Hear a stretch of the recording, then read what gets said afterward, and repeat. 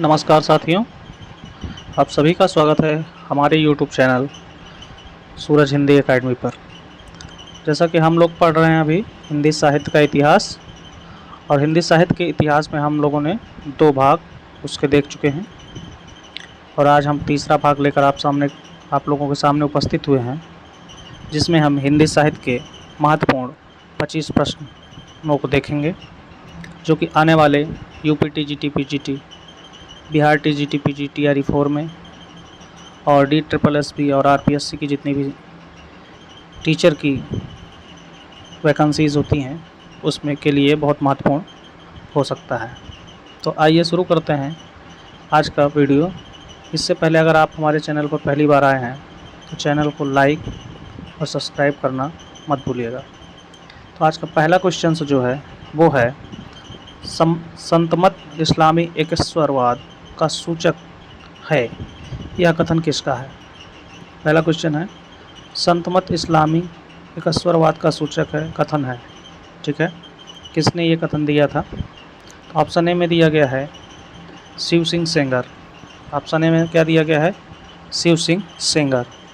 और option B में दिया गया है चतुर्सेन शास्त्री। ऑप्शन सी है आपका रामचंद्र शुक्ल, और ऑप्शन डी है हजारी प्रसाद द्विवेदी। आपको उत्तर देने के लिए 5 सेकंड का टाइम दिया जाएगा, उसके बाद उत्तर बताया जाएगा। तो इसका जो सही उत्तर हो जाएगा वो ऑप्शन सी रामचंद्र शुक्ल हो जाएगा। क्या हो जाएगा?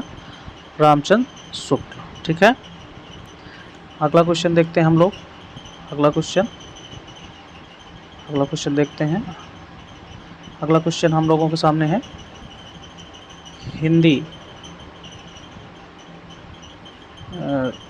संप्रदाय परंपरा में प्राचीन संप्रदाय है।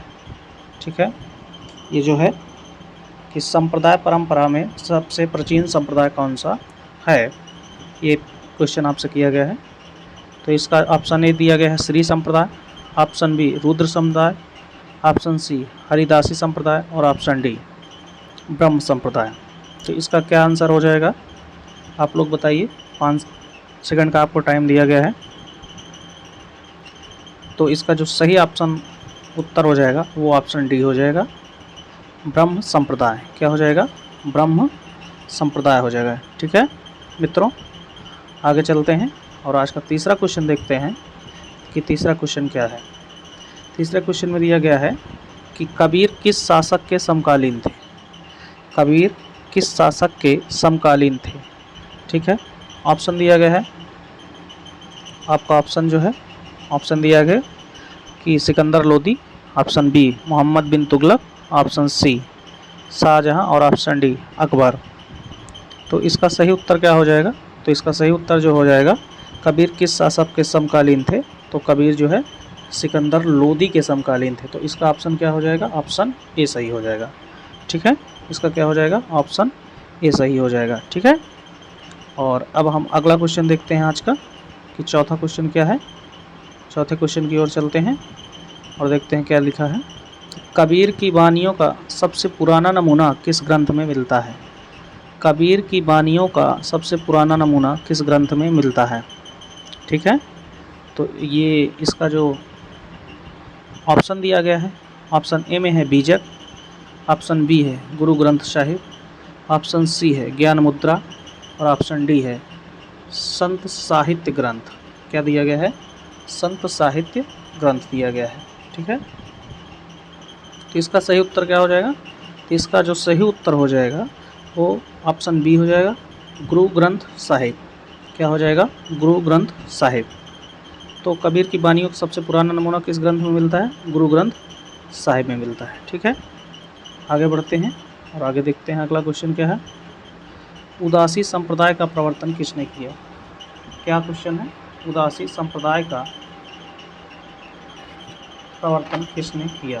ठीक है, ये क्वेश्चन आपसे पूछा जा रहा है कि उदासी संप्रदाय का प्रवर्तन किसने किया। तो इसका जो ऑप्शन दिया गया है, option A Raidas, option B Lakshmichand, option C Ramanand, और ऑप्शन डी जो है श्रीचंद दिया है। तो इसका जो सही उत्तर हो जाएगा वो ऑप्शन डी आपका हो जाएगा। ऑप्शन डी क्या दिया है? श्रीचंद। तो उदासी संप्रदाय का प्रवर्तन किसने किया था? श्री चंद ने किया था। ठीक है, आगे बढ़ते हैं। और अगला क्वेश्चन क्या है हम लोगों के सामने कि प्रश्न संख्या 6 दिया है, नानक दर्शन का सार तत्व माना जाता है। नानक दर्शन का सार तत्व माना जाता है, इसका क्या उत्तर सही हो पाएगा आप लोग बताइए। 5 सेकंड का आपको टाइम दिया जाता है। ऑप्शन ए में दिया गया है सुखमन, ये सुखमन ना होगा सुखमनी होगा। ठीक है, Sukhmani. Option B Japji, option C Rehras और ऑप्शन डी सोहिला। तो नानक दर्शन का सार तत्व माना जाता है, किसे माना जाता है? तो इसका जो सही उत्तर हो जाएगा वो ऑप्शन बी हो जाएगा जापूजी। कौन हो जाएगा? जापूजी। ठीक है, अगला क्वेश्चन हम लोगों के सामने जो है क्वेश्चन नंबर 7 यानी प्रश्न संख्या 7, और ये रचना पूछी गई है। रचना का नाम दिया गया है कि 12 खड़ी रचना किस लेखक की है। ठीक है, तो 12 खड़ी रचना किस लेखक की है? ऑप्शन ए में आपसे पूछा जा रहा है, दिया गया है सिंगा। ऑप्शन बी में दिया है जम्भदास, ऑप्शन सी में मलूक दास और ऑप्शन डी जो है रहीम दास। तो इसका सही उत्तर क्या हो जाएगा आप लोग बताइए। तो इसका जो सही उत्तर हो जाएगा ऑप्शन सी सही हो जाएगा, मलूक दास। 12 खड़ी रचना किसकी है? तो मलूक दास की है। 12 खड़ी रचना किसकी है? तो मलूक दास की है। ठीक है, आगे बढ़ते हैं और क्वेश्चन नंबर 8 देखते हैं कि पद्मावत में कुल कितने खंड हैं? पद्मावत में कुल कितने खंड हैं? ठीक है, तो ये तो बड़ा साधारण सा प्रश्न है और लगभग सभी ने पढ़ा भी है। तो इसमें दिया गया है ऑप्शन ए में 60, ऑप्शन बी 57, ऑप्शन सी 56 और ऑप्शन डी 58। तो पद्मावत में कुल कितने खंड हैं ये प्रश्न आपसे किया गया है। तो इसका जो सही आंसर होगा वो ऑप्शन डी हो जाएगा, 58 खंड। पद्मावत में कुल कितने खंड हैं? 58। ठीक है, पद्मावत में कितने खंड हैं? 58। आगे चलते हैं, अगला क्वेश्चन है कि जायसी दिल्ली के किस शासक के समकालीन थे? मलिक मोहम्मद जायसी का नाम सभी ने सुना है और ये क्वेश्चन किया गया कि जायसी जो हैं वो दिल्ली के किस शासक के समकालीन थे। ऑप्शन ए दिया गया है, ऑप्शन ए में Akbar, option B Sher Shah, option C Babar और ऑप्शन डी हुमायूं।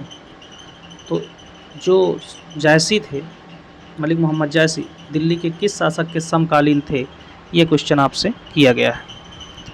तो इसका उत्तर क्या हो जाएगा आप लोग बताइए। इसका उत्तर हो जाएगा ऑप्शन बी शेर शाह। क्या हो जाएगा? शेर शाह। ठीक है, अगला क्वेश्चन हम लोग देखते हैं। ये क्वेश्चन तो भाई बहुत बार पूछा गया है आप लोगों से क्वेश्चन, और बहुत जाना माना क्वेश्चन भी है कि जायसी की किस कृति में क़यामत का वर्णन किया गया है। सबको पता भी होना चाहिए और लगभग सबको पता भी है। तो आइए देखते हैं कि ऑप्शन क्या दिया गया है। ऑप्शन ए में दिया गया है अखरावत, ऑप्शन बी आखिरी कलाम, ऑप्शन सी कान्हावत और ऑप्शन डी पद्मावत। तो इसका जो सही उत्तर हो जाएगा वो हो जाएगा ऑप्शन बी आखिरी कलाम। जायसी की आखिरी कलाम जो कृति है उसमें क़यामत का वर्णन किया गया है। ठीक है, और आगे क्वेश्चन देखते हैं। आगे क्या क्वेश्चन दिया गया है आप हम लोगों के सामने क्या है देखते हैं। तो आज जायसी से कई प्रश्न पूछे गए हैं मुझे लगता है। तो प्रश्न संख्या 11 में देखते हैं कि जायसी के महाकाव्य पद्मावत का अवसान किस रस में होता है। ठीक है, जायसी के महाकाव्य पद्मावत का अवसान किस रस में होता है। ठीक है, तो ऑप्शन ए दिया गया है श्रृंगार रस, ऑप्शन बी वीर रस, ऑप्शन सी शांत रस और ऑप्शन डी विभत्स रस। ठीक है, तो जायसी के महाकाव्य पद्मावत का अवसान किस रस में होता है। तो ये बड़ा ही रोचक प्रश्न है। तो इसका जो उत्तर हो जाएगा ऑप्शन सी हो जाएगा शांत रस। क्या हो जाएगा? शांत रस। ठीक है, अगला क्वेश्चन देखते हैं हम लोग। और हाँ, ये जो क्वेश्चन आप देख रहे हैं ये आने वाली परीक्षाओं में आपके लिए बहुत ही उपयोगी साबित हो सकते हैं, इसलिए जब भी आप वीडियो को देखिए तो स्किप मत करिएगा, पूरा वीडियो देखिएगा ताकि आपको इसका लाभ मिल सके। प्रश्न संख्या 12 है कि चौपाइयों के बाद, किसके बाद?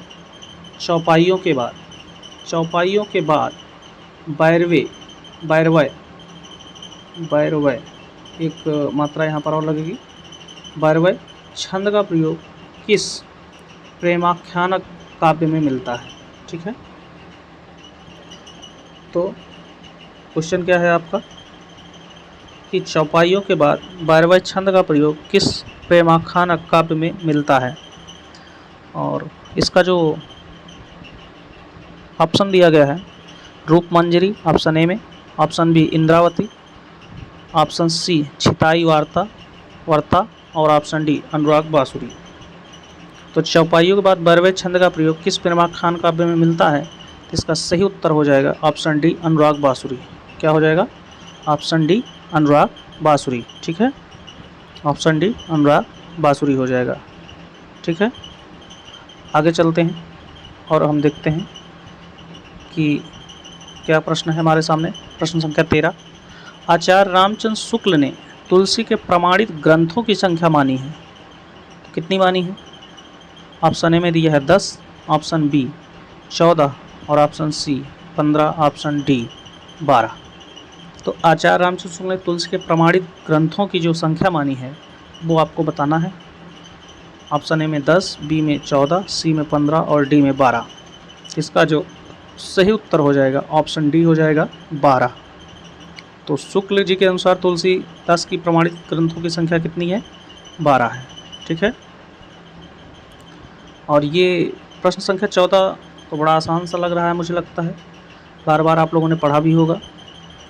तो कभी कभी प्रश्न हमको देखने में तो बड़े छोटे से लगते हैं, लेकिन उनकी भूमिका बड़ी होती है और हम जल्दबाजी में गलत भी कर देते हैं। तो प्रश्न को सही से पढ़ें। प्रश्न कहा गया है कि भक्तमाल का रचना काल, यानी भक्तमाल की रचना किस काल में मानी जाती है? ठीक है, ऑप्शन ए में दिया है 1540, ऑप्शन बी में 1596, ऑप्शन सी 1600, ऑप्शन डी 1969। तो इसका जो उत्तर सही उत्तर हो जाएगा वो ऑप्शन बी हो जाएगा 1596। भक्तमाल की रचना का कब माना जाएगा? 1596। ठीक है, 1596। अगला क्वेश्चन आपके सामने है कि रामचरितमानस की रचना करने में तुलसीदास को कितना समय लगा? क्या लगा? समय। कितना समय लगा? ऑप्शन ए 1 वर्ष, ऑप्शन बी 2 वर्ष 7 माह, ऑप्शन बी 2 वर्ष 7 माह, ऑप्शन सी 4 वर्ष, ऑप्शन डी 4 वर्ष 7 माह। ठीक है, तो इसका जो सही उत्तर हो जाएगा ऑप्शन बी। रामचरितमानस की रचना करने में तुलसीदास को कितना समय लगा था? तो 2 वर्ष 7 माह। कितना लगा था? 2 वर्ष 7 माह। ठीक है, आगे देखते हैं अगला क्वेश्चन क्या है। प्रश्न संख्या 16, तुलसीदास को कलिकाल का वाल्मीकि किसे माना जाता है? किसने माना है? सॉरी, तो तुलसीदास को कलिकाल का वाल्मीकि किसने माना है? ठीक है, ये क्वेश्चन आपसे किया गया है। ऑप्शन ए दिया गया है Rahimdas, option B Smith, option C Nabhadas और ऑप्शन डी ग्रियर्सन। तो ये क्वेश्चन बार बार पूछा भी गया है और आगे भी पूछा जाता रहेगा। तो ऑप्शन इसका जो सही उत्तर हो जाएगा ऑप्शन सी हो जाएगा। क्या हो जाएगा? Option C Nabhadas. तो तुलसीदास को कलिकाल का वाल्मीकि किसने माना है? तो नाभादास ने माना है। ठीक है, किसने माना है? नाभादास ने। किसने माना है? नाभादास ने। अगला क्वेश्चन है, रामचरितमानस का अंगिरस है। प्रश्न नंबर 17, रामचरितमानस का अंगिरस है। ठीक है, इसमें ऑप्शन क्या है? ऑप्शन ए में दिया गया है शांत रस, ऑप्शन बी वीर रस, ऑप्शन सी श्रृंगार रस और ऑप्शन डी अद्भुत रस। ऑप्शन डी अद्भुत रस। तो इसका जो सही उत्तर हो जाएगा वो ऑप्शन ए हो जाएगा, श्रृंगार रस। क्या हो जाएगा? श्रृंगार रस। ठीक है, अगला क्वेश्चन देखते हैं हम लोग कि बुद्ध देव के बाद, ये कथन है और अक्सर परीक्षाओं में कथन पूछे जाते हैं, तो कथन जब आपके सामने आए तो उसे बड़ा ध्यान से देखना चाहिए और कॉपी में नोट भी कर लेना चाहिए ऐसे प्रश्नों को। क्वेश्चन आपसे किया गया है प्रश्न संख्या 18 में कि बुद्ध देव के बाद भारत के सबसे बड़े लोकनायक तुलसीदास थे।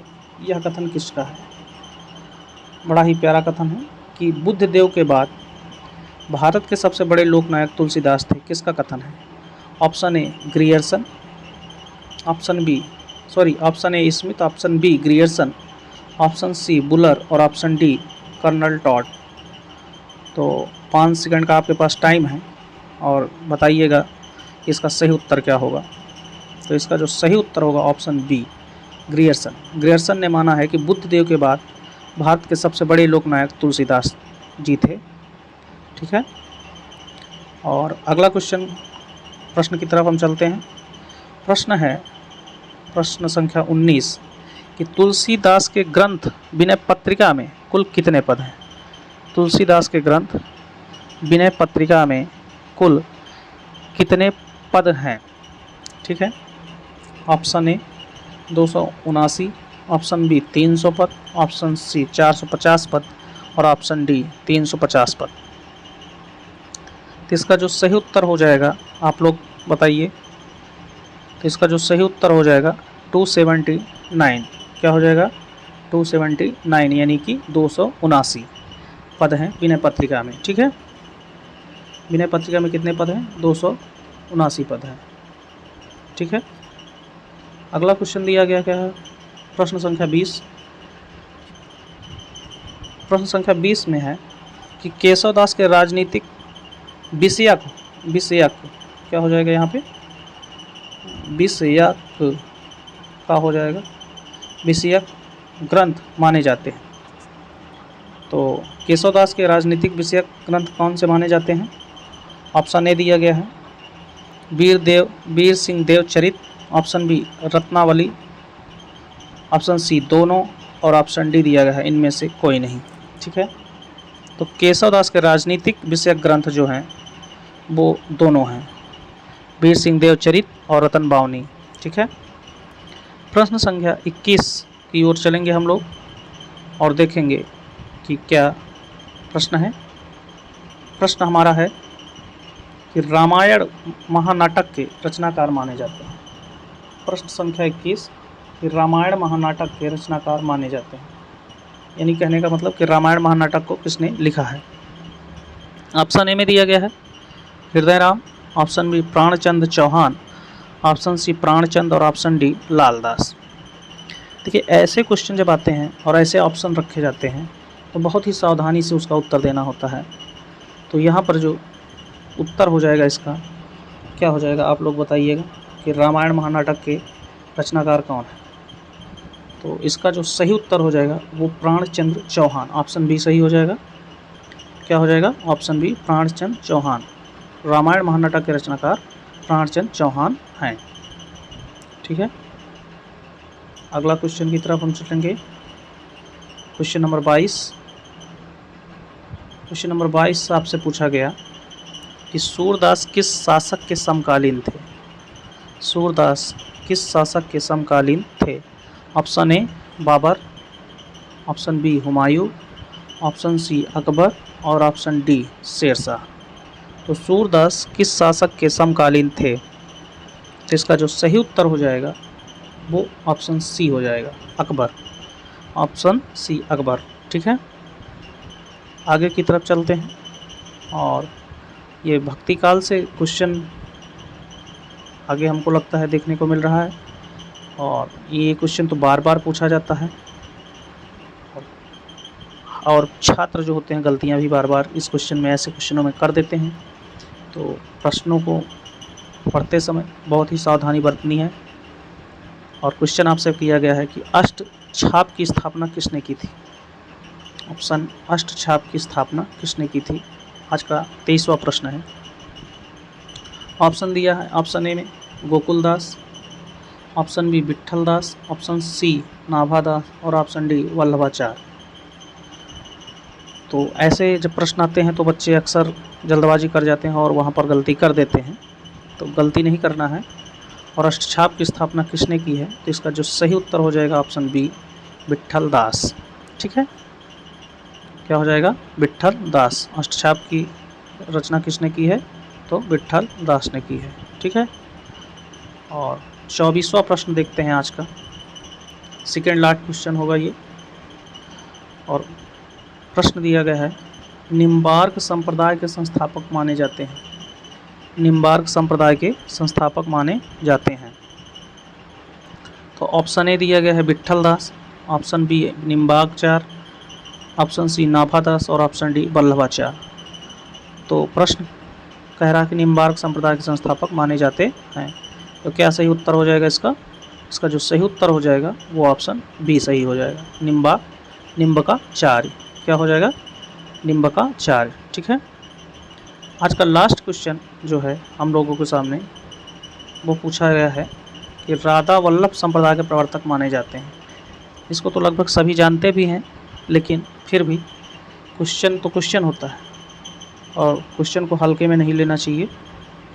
ठीक है, और ऑप्शन इसमें देखते हैं क्या क्या है। ऑप्शन ए दिया गया है हित हरिवंश, ऑप्शन बी स्वामी हरिदास, ऑप्शन सी चैतन्य महाप्रभु और ऑप्शन डी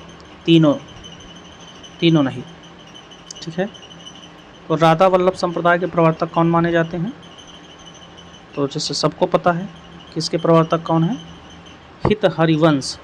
कौन है, हित हरिवंश। ठीक है, कौन है, हित हरिवंश है। ठीक है, तो ये आज के 25 क्वेश्चन रहे हमारे, और हम उम्मीद करते हैं कि आपको पसंद आएंगे। और अगर आप चैनल पर पहली बार आए हैं तो चैनल को लाइक सब्सक्राइब करना मत भूलिएगा, और कमेंट में हमें अपनी राय बताइएगा कि और इसमें क्या अच्छा किया जा सकता है। तो दोस्तों आज के लिए इतना ही, हम कल फिर मिलेंगे, तब तक के लिए आप सभी को नमस्कार।